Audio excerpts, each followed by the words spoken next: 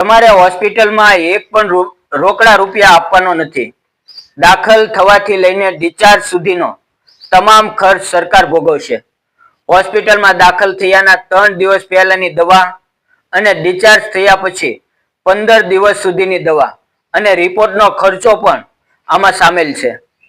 આમાં મોટા operation, cancer, હૃદય રોગ, કિડનીની બીમારી આની જેવા 1900 થી વધુ ગંભીર બીમારીની સારવાર મફત થાય છે.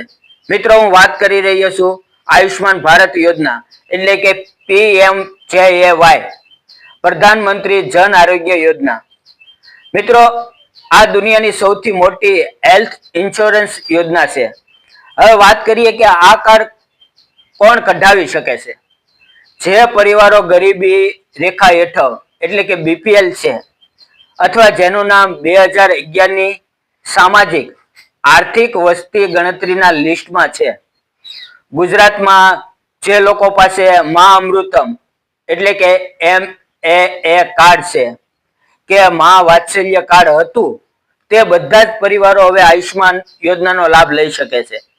અને જો તમારા ઘરમાં કોઈની ઉંમર 70 વર્ષ કે તેથી વધુ છે તો તેમને કોઈ પણ આર્થિક મર્યાદા વગર આ નવું આયુષ્માન વય વંદના કાર્ડ મળશે. આ કાર્ડ બનાવવા માટે તમારે બહુ વધારે ડોક્યુમેન્ટની જરૂર નથી. તમારી પાસે માત્ર ને માત્ર 3 વસ્તુ હોવી જોઈએ: આધાર કાર્ડ, મોબાઈલ નંબર જેની સાથે લિંક હોય, તમારું નવું કે જૂનું રેશન કાર્ડ જેમાં તમારું નામ હોય, અને તમારું નામ લિસ્ટમાં છે કે નહીં તે ચેક કરવા માટે તમે સરકારની સત્તાવાર વેબસાઇટ beneficiary.nha.government.in પર જઈને તમારો મોબાઈલ નંબર અને રેશન કાર્ડ નંબર નાખીને ચેક કરી શકો છો. હવે સૌથી મહત્વની વાત કે આ કાર્ડ ક્યાંથી અને કેવી રીતે કઢાવવું. તમે પોતે મોબાઈલમાં આયુષ્માન એપ ડાઉનલોડ કરીને ઘરે બેઠા જાતે જ eKYC કરીને આ કાર્ડ ડાઉનલોડ કરી શકો છો.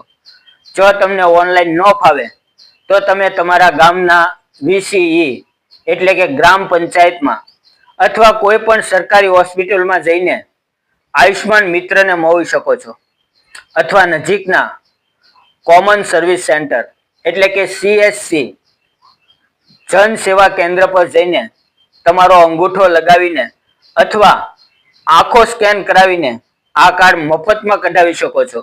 તો મિત્રો, આયુષ્માન કાર્ડ એ માત્ર એક કાર્ડ નથી, પણ મુશ્કેલીના સમયમાં તમારા પરિવારનો સહારો છે. આ વિડીયોને તમારા સગા સંબંધીઓ અને WhatsApp ગ્રુપમાં એટલો શેર કરો કે કોઈ ગરીબ માણસ પૈસાના અભાવે સારવાર વગર ન રહી જાય. માહિતી સારી લાગી હોય તો વિડીયોને લાઈક કરજો અને આવી જ ઉપયોગી માહિતી માટે આપણી ચેનલને સબસ્ક્રાઇબ કરજો. અને તમે ફેસબુક ઉપર જોઈ રહ્યા છો તો ફોલો કરજો. જય હિન્દ.